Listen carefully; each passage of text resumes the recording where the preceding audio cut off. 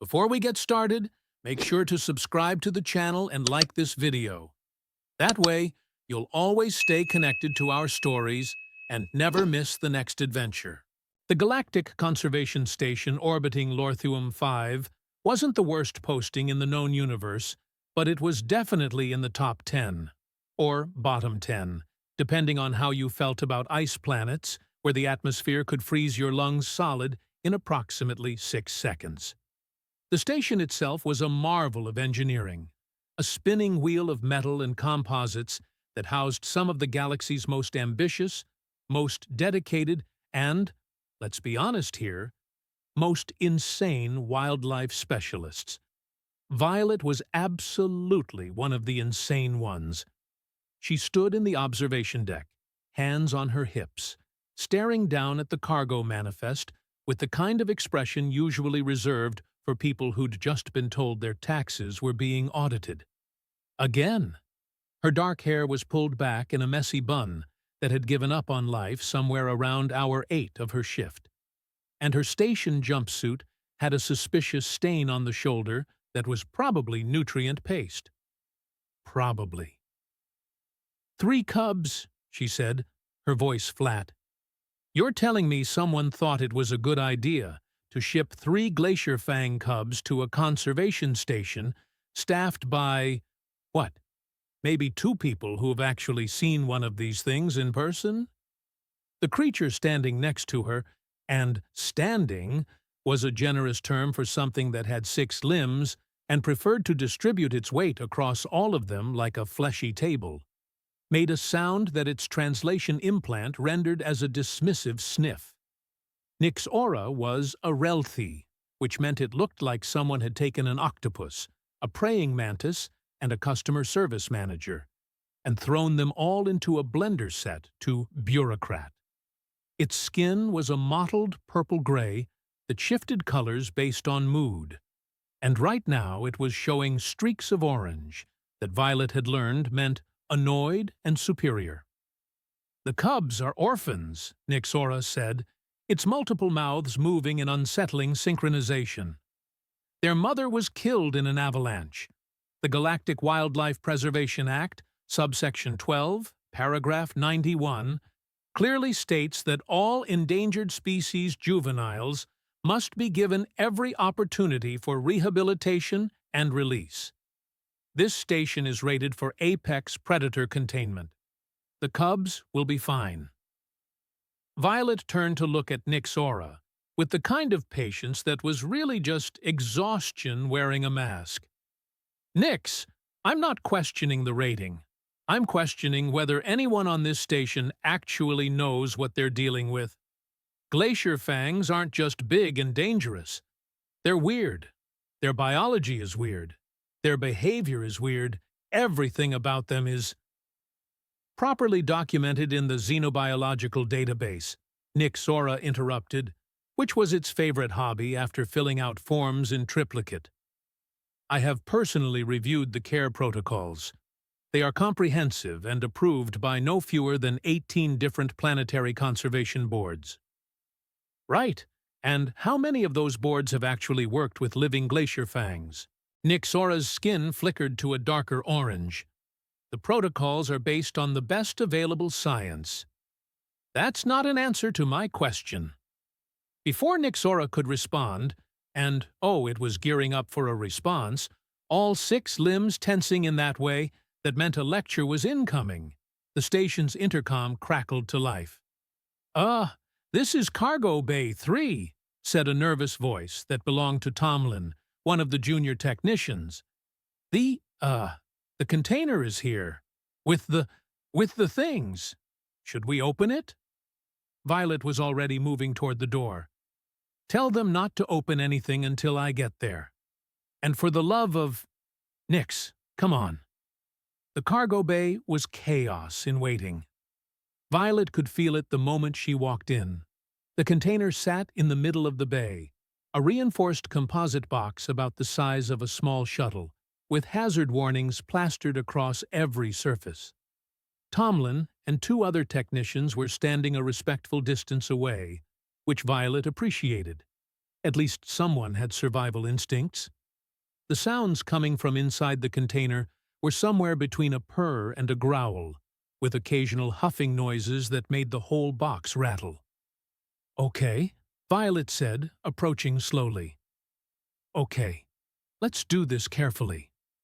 Tomlin, pull up the internal cameras. I want to see what we're working with before we open this thing." Tomlin's fingers flew across his datapad, and a holographic display flickered to life above the container. 3 shapes resolved in the display. Cubs, each about the size of a large dog, covered in fur that seemed to shimmer with an internal crystalline structure. Their eyes glowed with a pale blue light, and their breath created small clouds of frost in the already cold air of the container. They were, Violet had to admit, absolutely beautiful. Also terrifying. Mostly terrifying. "Adorable," Nyxora said, which was possibly the first time Violet had ever heard it use that word. "I fail to see the cause for concern. They are merely infants. Infants that can freeze your internal organs with their breath," Violet muttered. She leaned closer to the display, watching the cubs' behavior. They were active, alert, moving around the container with the clumsy energy of babies everywhere. One of them kept trying to climb on top of another, while the third was gnawing on what looked like a thermal blanket. "All right, we're going to need the cold-rated enclosure prepped, thermal suits for everyone, and already handled," Nyxora said, gesturing with 2 of its limbs. "The enclosure is prepared according to specifications. I have also arranged for the appropriate nutritional supplements to be delivered. They should arrive within the hour." Something in Violet's brain sent up a warning flare. Nutritional supplements? What kind of supplements? Standard juvenile protein matrix, variant 12C. It is approved for use with over 300 carnivorous species and has a perfect safety record. The warning flare became a full-blown siren. "Nyx, no! We can't use standard supplements with glacier fangs. They have a completely different digestive chemistry than—" "The supplements are approved," Nyxora said, its skin flashing to a stubborn deep purple. "They have been tested, certified, and used successfully across the galaxy. I understand that humans prefer to rely on intuition rather than established science, but in this facility we follow proper protocols." Violet took a deep breath and counted to 5. She would have counted to 10, but she didn't have that kind of time. "It's not about intuition. Glacier fangs have a unique enzyme in their digestive system that breaks down certain amino acid chains in ways that other species don't. If you give them the wrong protein matrix, you're not just feeding them. You're basically giving them drugs." "That is absurd," Nyxora said. "The protein matrix is nutritionally balanced and it contains L-tyrosine in concentrations that are fine for most species, but will get converted into something that acts like a stimulant in glacier fang metabolism. I've read the literature on this. There are exactly 3 papers about it, all from researchers who learned the hard way." Nyxora's skin had shifted to an almost aggressive crimson now. "I have reviewed over 200 documents on glacier fang care. None of them mention this supposed issue." "That's because most of those documents are written by people who've never actually raised a glacier fang past infancy," Violet shot back. "The mortality rate for cubs in captivity is, what, 90%? And you want to know why? Because everyone follows the approved protocols instead of actually paying attention to the species." The cargo bay had gone very quiet. Tomlin and the other technicians were suddenly very interested in their datapads, clearly hoping to avoid being caught in the crossfire. Nyxora drew itself up to its full height, which was impressive when you had that many limbs to work with. "I am the oversight coordinator for this station. The supplements will be used. If you are unable to follow proper procedures, perhaps you are not the appropriate specialist for this assignment." Violet opened her mouth to argue, then closed it. She'd been through this dance before, on half a dozen different stations with half a dozen different bureaucratic species. They all had the same problem. They trusted their databases more than they trusted expertise, and they trusted protocols more than they trusted observation. Fine, she'd let it play out, but she was going to be ready for the inevitable disaster. "Understood," she said, her voice carefully neutral. "We'll use your supplements. But I'm going on record right now saying this is a bad idea." "Your objection is noted," Nixora said, which was bureaucrat speak for "I'm ignoring you." The enclosure they'd prepared for the cubs was actually impressive. Someone had done their homework on environmental conditions at least. The temperature was a solid -30 degrees. The humidity was right, and there were even some simulated ice formations for the cubs to explore. The walls were reinforced composite rated for adult glacier fangs, which meant they could theoretically withstand something with the bite force to crack starship hulls. Theoretically. Getting the cubs from the container to the enclosure was an adventure in itself. Violet insisted on doing it personally, which meant suiting up in a thermal suit that made her look like a bright orange marshmallow, and manually guiding each cub through the transfer corridor. The cubs, for their part, seemed more curious than aggressive.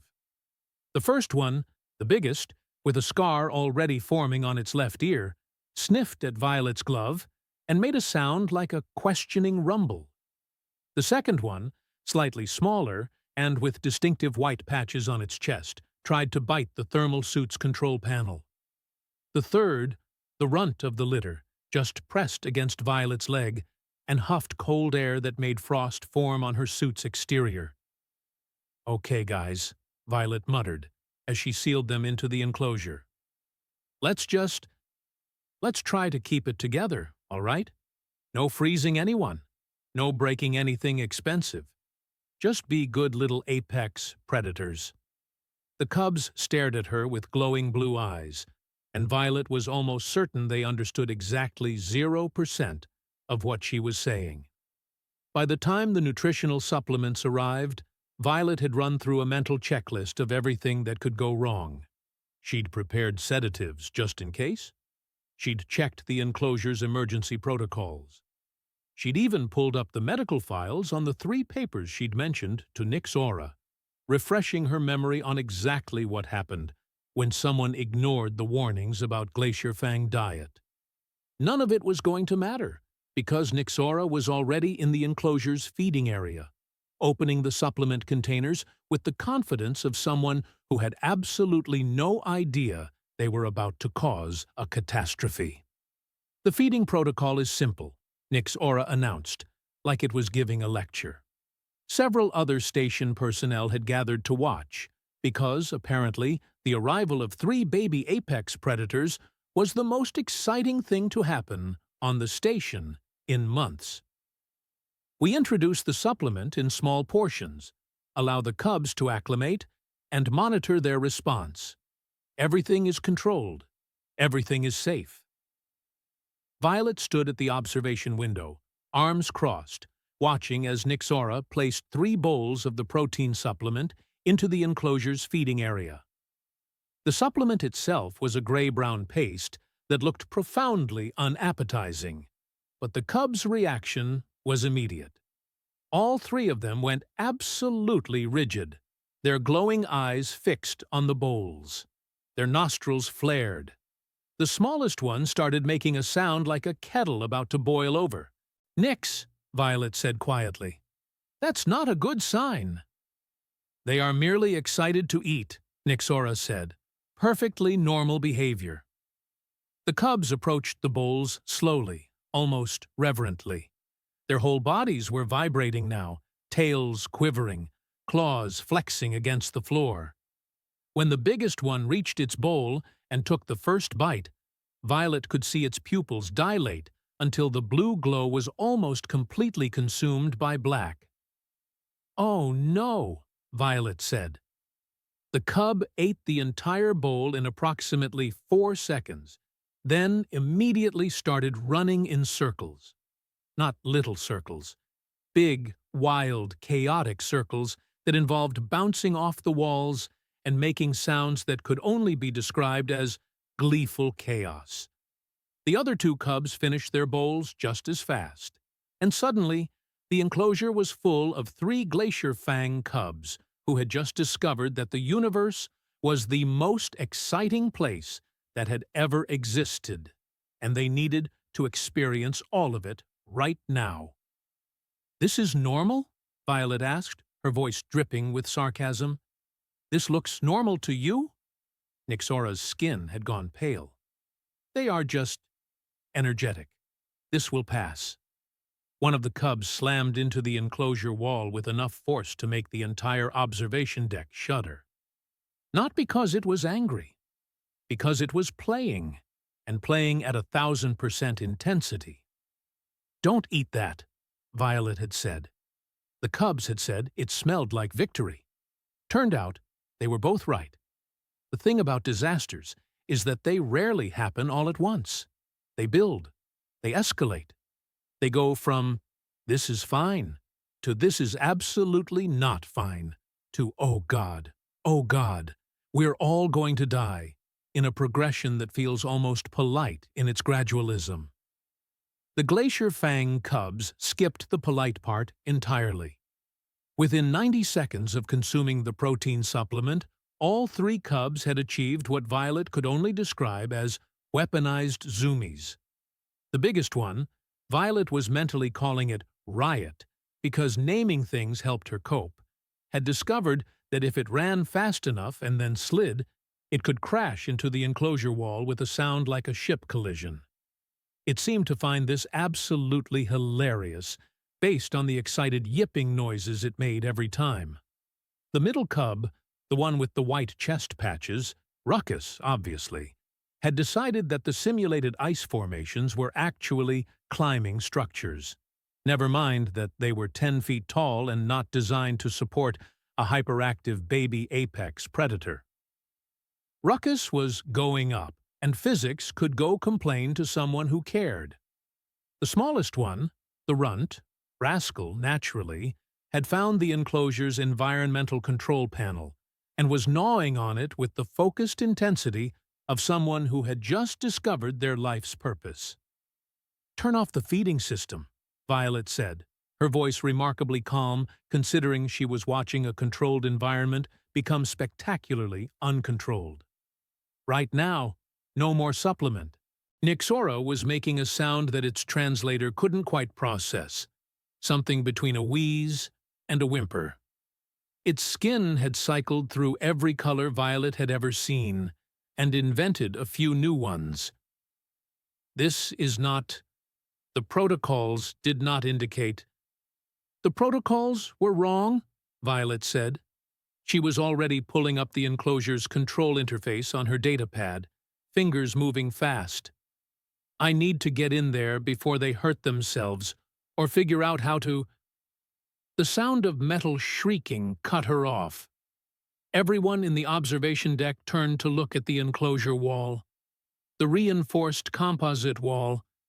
The wall that was rated for adult glacier fangs, and could supposedly withstand directed energy weapons. Riot had discovered that if you hit something hard enough, and you were currently experiencing the biological equivalent of rocket fuel in your bloodstream, even starship-grade materials had limits. A crack appeared in the wall. Small. Hairline. But absolutely, definitely there. "Okay," Violet said, and her voice had shifted from calm to the kind of controlled urgency that meant someone needed to listen right now, or people were going to get hurt. "We need to evacuate this section. We need to seal the blast doors. And we need to do it in the next 30 seconds before those cubs realize they can get out. Evacuation protocols require authorization from..." Nyxora started. "Nyx," I swear on everything holy and unholy, if you finish that sentence with Oversight Committee, I'm going to feed you to the cubs."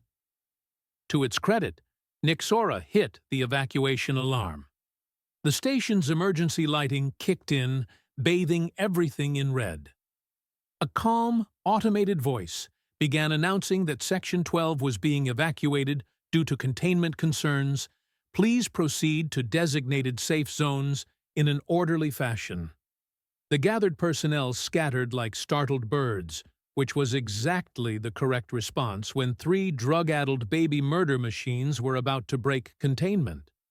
Violet was already suiting up in her thermal gear because someone was going to have to deal with this, and the station's security team was trained for things like hull breaches and pirate attacks, not zoological emergencies.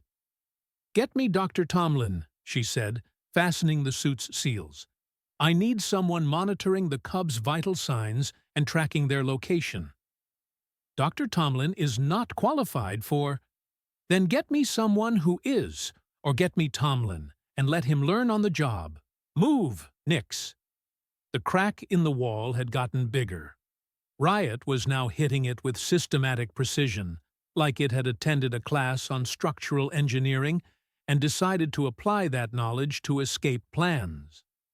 Each impact sent vibrations through the deck plating.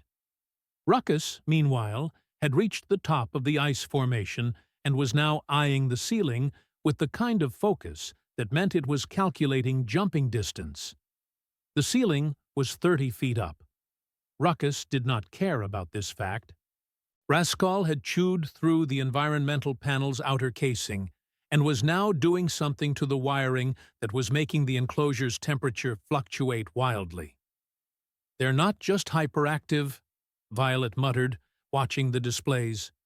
"They're problem-solving. The supplement didn't just give them energy, it ramped up their cognitive function. They're thinking faster." "Glacier fangs are not known for advanced intelligence," Nixora said weakly. "Cubs aren't. Adults are ambush predators. They don't need to be smart, they just need to be patient and strong. But cubs learn. And right now, these 3 are learning at about 1,000 times normal speed because someone—" She shot Nixora a look that could have frozen Lorthum 5's already frozen oceans. "Gave them brain-boosting supplements." The wall gave way. Not dramatically. Not with an explosion or a shower of sparks. Just a section of composite material, roughly 3 feet across, that decided it had had enough of being a wall and would rather be rubble. Riot squeezed through the gap with the enthusiasm of someone escaping prison. Except instead of a hardened criminal, it was a fluffy baby that could freeze things with its breath and was currently experiencing the best high of its young life. "Containment breach," the automated voice announced helpfully, initiating secondary protocols. Secondary protocols involved blast doors, big, heavy blast doors that were supposed to seal off the section and trap whatever had escaped in a limited area. The blast doors began descending from the ceiling with hydraulic slowness. Riot looked at the descending doors, looked at the gap between the door and the floor, did what Violet could only assume was mental math, and ran. "Oh, you brilliant little nightmare," Violet breathed, and then she was running too, because Riot was about to make it through that gap, and if it did, it would have access to the rest of the station. She didn't make it in time. Riot slid under the blast door with maybe 2 inches of clearance, leaving a trail of frost on the floor, and disappeared into the corridor beyond. The door sealed with a final, decisive thud. From inside the enclosure, Violet could hear Ruckus and Rascal making distressed sounds. They'd just watched their sibling escape without them, and they were not happy about being left behind. Ruckus jumped from the ice formation 30 feet, straight down. Landed with a thud that should have broken bones, but instead just seemed to annoy it. Then it charged the hole in the wall. "Tomlin," Violet said into her comm, "please tell me you're tracking Riot." "I'm tracking it," Tomlin's voice came back, slightly breathless. "It's in Corridor 9C, moving fast, really fast. Okay, really, really fast. How is it moving that fast?" "Because I told Nix not to feed them that supplement and nobody listened," Violet said. She was through the blast door's emergency access hatch now, thermal suit making her movements clumsy but protected. "Which direction is it heading?" Looks like the greenhouse sector? The zero-gravity greenhouse?" Violet closed her eyes briefly. "Of course it is. Why wouldn't it be heading to the one place where things can float and cause maximum chaos?" Behind her, the sound of more wall breaking suggested that Ruckus had successfully followed its sibling's example. The automated voice, still perfectly calm, announced another containment breach. "Nix," Violet said, "I need you to seal off the greenhouse before—" "Already done," Nixora's voice came back, and it actually sounded competent for once. "I have sealed all access points to the greenhouse sector." "Great. Fantastic.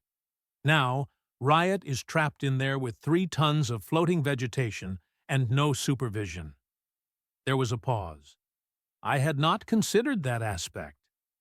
"Nobody ever does." Violet reached the greenhouse sector's observation window just in time to see Riot discover that in zero gravity, if you breathe out really hard, you can propel yourself in the opposite direction.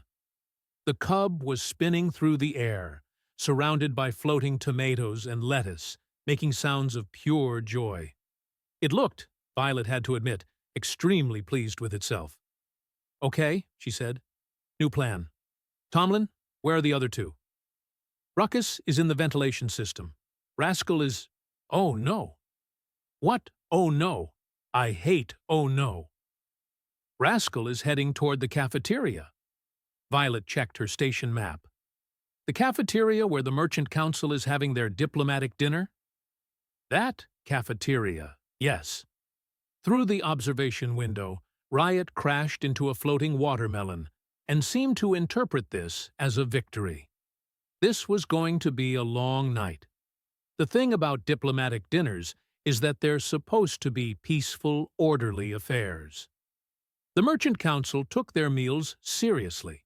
It was one of the few times that species who normally couldn't stand each other would sit down and pretend to be civilized.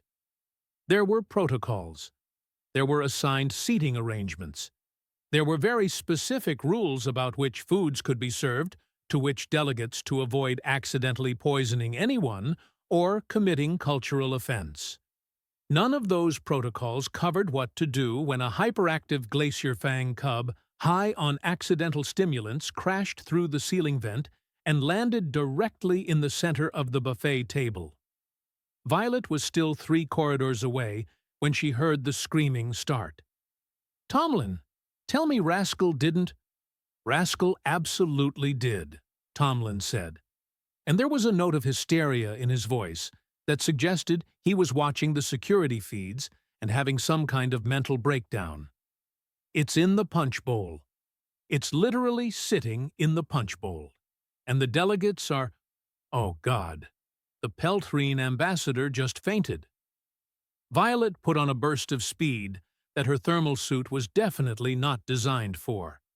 The suit's internal systems started beeping warnings about elevated heart rate and core temperature, which she ignored because those warnings seemed minor compared to the international incident currently happening in the cafeteria.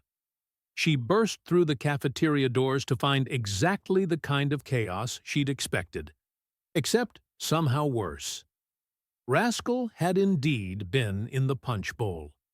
Past tense. Currently, Rascal was on top of the chandelier.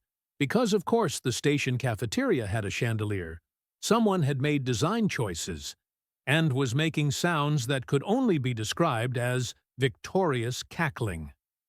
Below, the delegates were in various states of panic. The Peltrine ambassador had indeed fainted and was being fanned by assistants. A Merlin trade representative was standing on a chair, all four of its eye stalks extended to maximum length. Someone had overturned a table to use as a barricade, and in the middle of it all, covered in what looked like 3 different kinds of sauce and possibly some kind of pastry, Rascal looked down at the chaos it had created and seemed profoundly satisfied. "Everyone stay calm," Violet announced, which was optimistic considering nobody looked even remotely calm.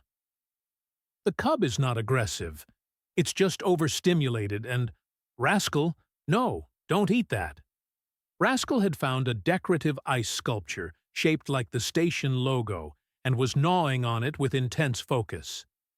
"Is that thing going to kill us?" someone shouted from behind the overturned table. "Only if you're made of ice or happen to smell particularly interesting," Violet said. She was slowly approaching the chandelier, hands out, trying to project calm, even though internally she was calculating the approximately 1,000 ways this could go wrong. "Rascal, hey, look at me. Come on, little one. Let's get you somewhere quieter."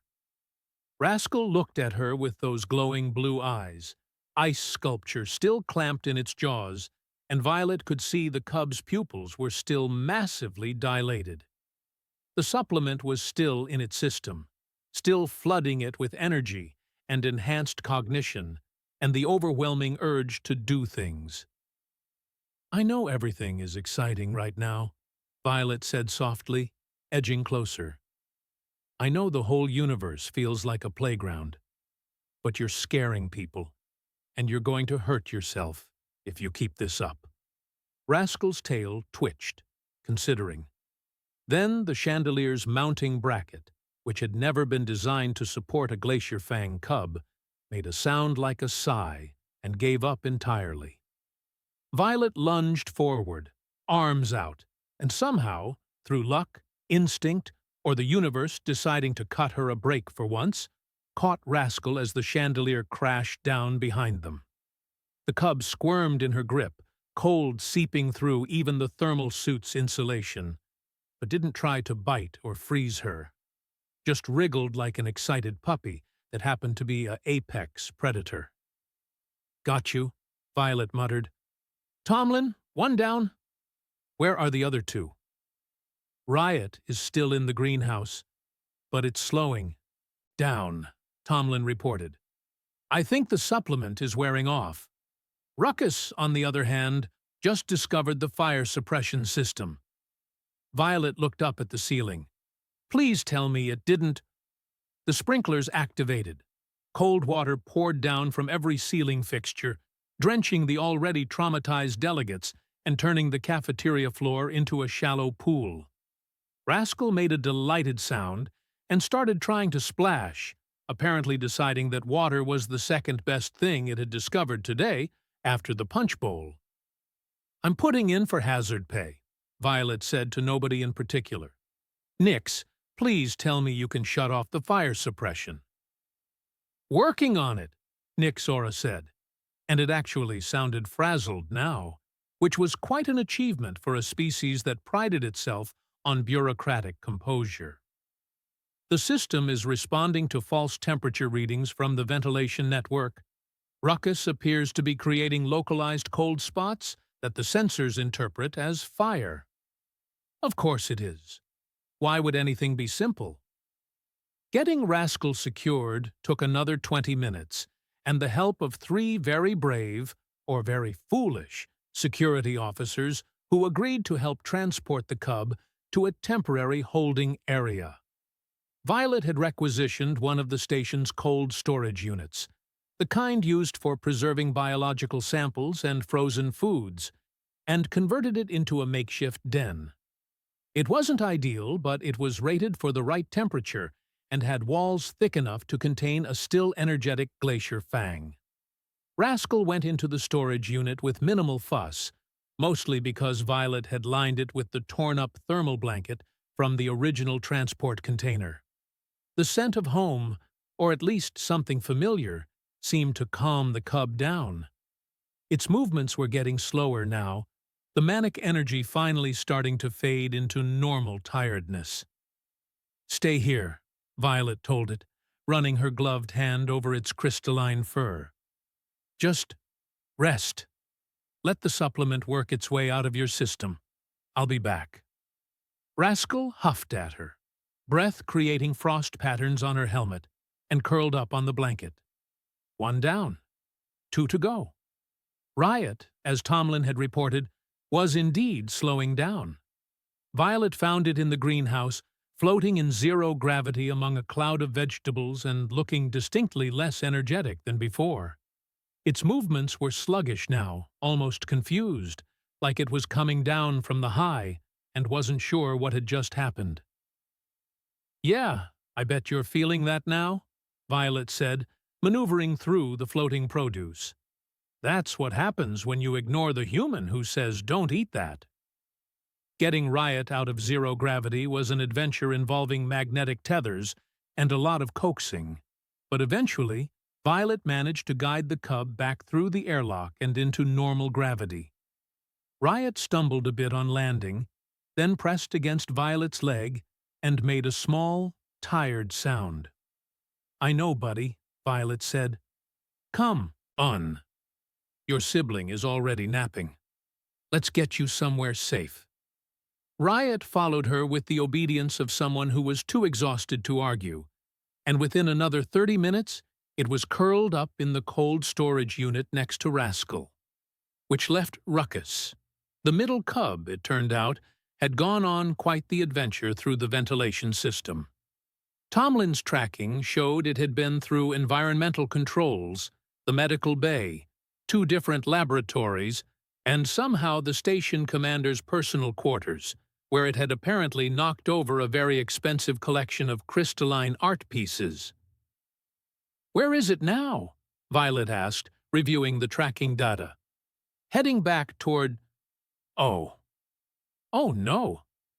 Violet was really starting to hate that phrase. "What now?" "It's heading toward the main environmental controls, the ones that regulate temperature for the entire station." Violet felt her stomach drop. "Tell me it's not smart enough to..." The station's temperature began dropping. Rapidly. All across the inhabited sections, automated systems started compensating, heating elements kicking into overdrive. But in the corridors, in the less critical areas, the temperature plummeted. Frost began forming on walls. Viewport glass started to fog. "It's not being aggressive," Violet said, understanding clicking into place. "It's nesting.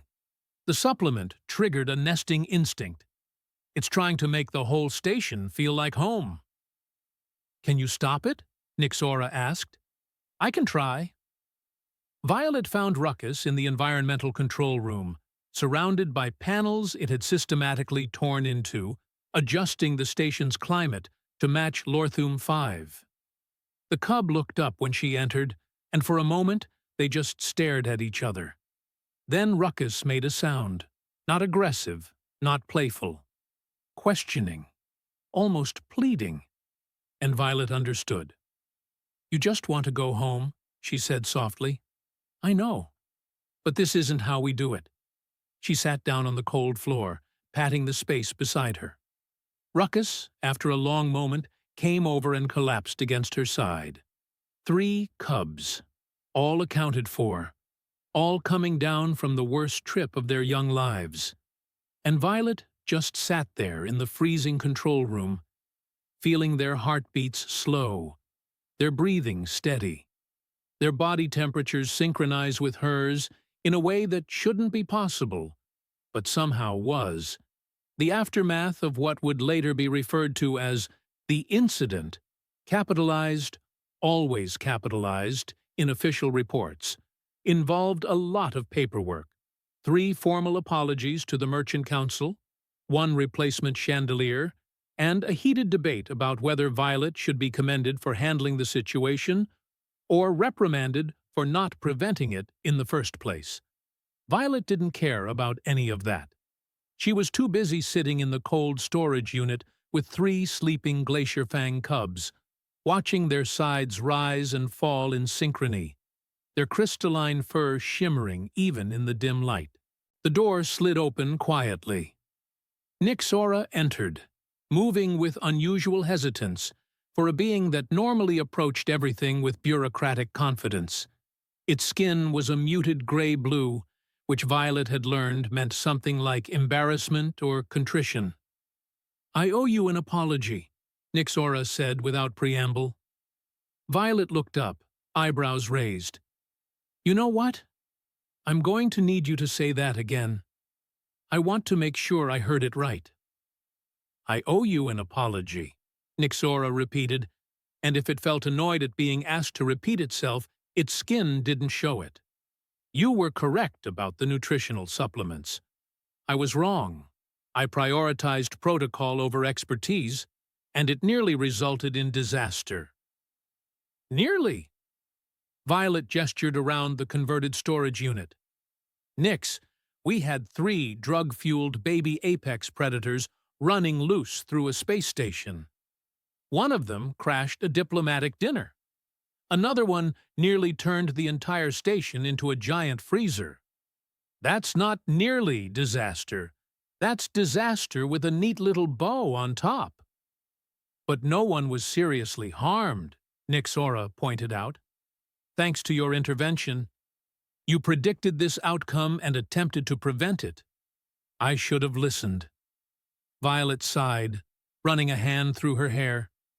It was still damp from the fire suppression incident, and she probably smelled like cafeteria food and fear sweat. "Look, I appreciate the apology, I do. But this is about more than just being right. Those cubs," she looked down at the sleeping pile of fur and claws, "they're not just data points in a care protocol. They're living beings with complex biology that we barely understand. Every time we treat them like they're just another item to check off a list, we risk screwing them up." "I am beginning to understand that," Nyxora said quietly. It settled onto the floor across from Violet, arranging its limbs in what might have been a sitting position. "In my culture, we value systems, order, predictability. The idea that there are correct procedures for every situation brings us comfort. But perhaps there are some situations where systems are insufficient." "Systems are great," Violet said, "but they have to be flexible enough to account for reality. And reality is messy and unpredictable, and sometimes it involves baby monsters who get high on protein supplements."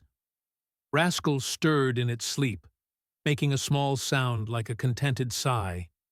Its paw twitched, probably dreaming about punch bowls or chandeliers or whatever else had made up its wild adventure.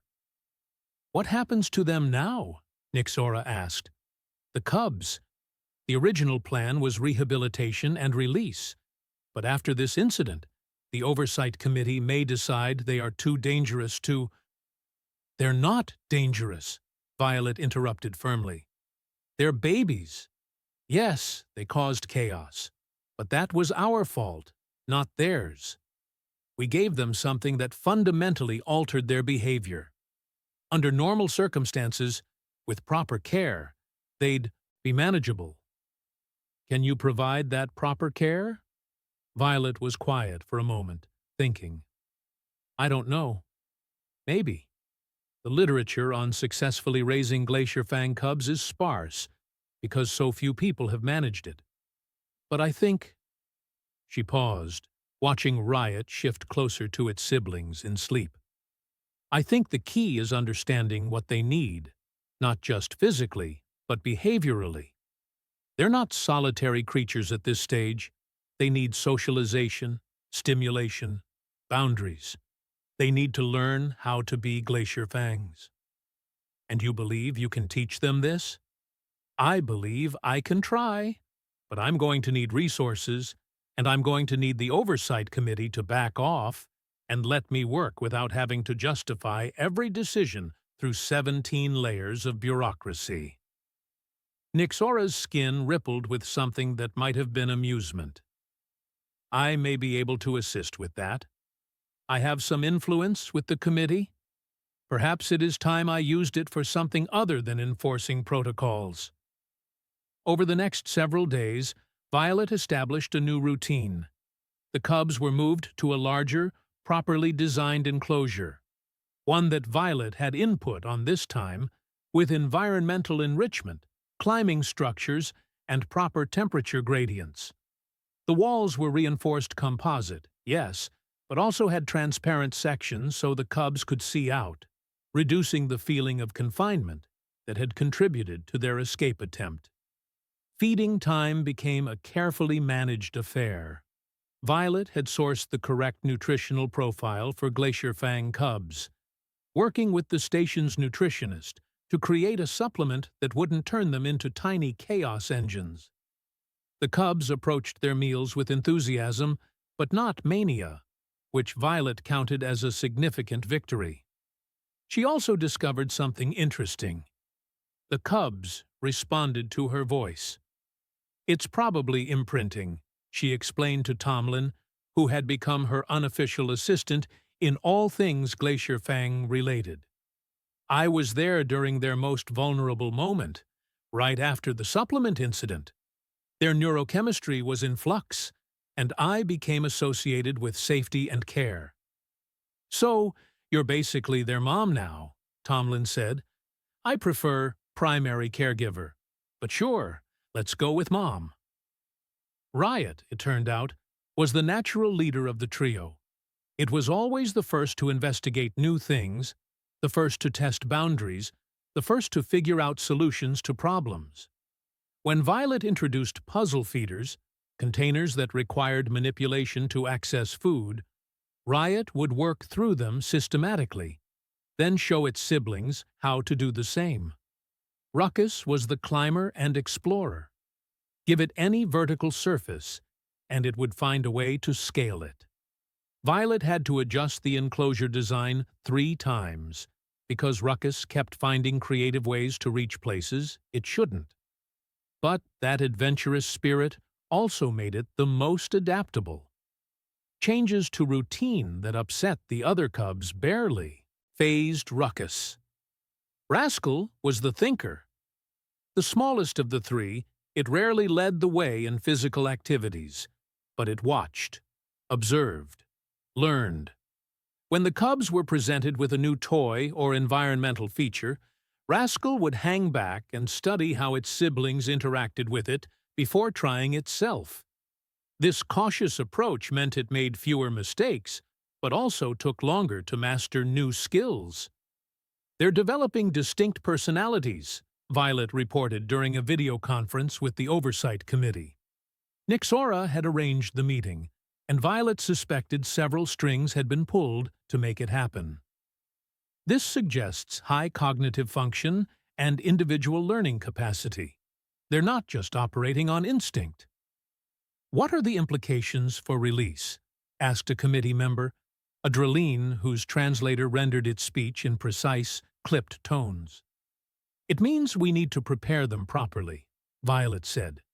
A Glacier Fang released into the wild without proper survival skills won't last long. They need to learn hunting behaviors, territory establishment, threat assessment, all the things they would normally learn from their mother. You are not their mother, the Draleen pointed out.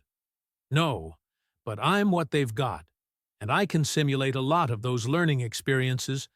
It'll take time, probably another year at minimum, but it's possible. This is a significant resource commitment. Yes, it is. But the alternative is euthanizing 3 healthy cubs of an endangered species, and I don't think anyone wants that outcome. There was silence on the other end of the call. Then Nixora spoke up, its voice carrying the weight of official authority. The station will commit the necessary resources, it said. I will personally oversee the project to ensure proper allocation and management. This is too important to fail. After the call ended, Violet sat back in her chair, feeling something that might have been hope. It was a fragile thing, easily crushed by the realities of conservation work and bureaucratic oversight. But it was there. Tomlin stuck his head into her office.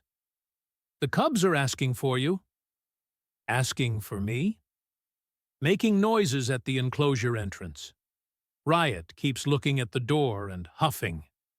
I think they know when it's time for you to visit."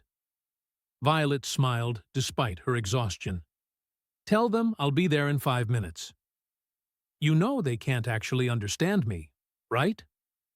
"Can't they?" She found the Cubs waiting at the enclosure entrance, exactly as Tomlin had described. 3 pairs of glowing blue eyes fixed on her as she entered, and the chorus of greeting sounds they made was almost musical. "Hey, troublemakers," she said, settling onto the floor. "Miss me?" Riot immediately climbed into her lap, despite being far too large for such behavior. Ruckus draped itself across her shoulders like the world's most dangerous scarf. Rascal pressed against her side, purring. Actually purring, a sound she hadn't known Glacier Fangs could make. And Violet sat there, surrounded by 3 baby apex predators who trusted her completely, and thought about the long road ahead. The challenges, the setbacks, the moments of doubt. But also the possibility, the very real possibility, that she might actually pull this off. "All right, you 3, she said softly. "Let's figure out how to make you into proper Glacier Fangs."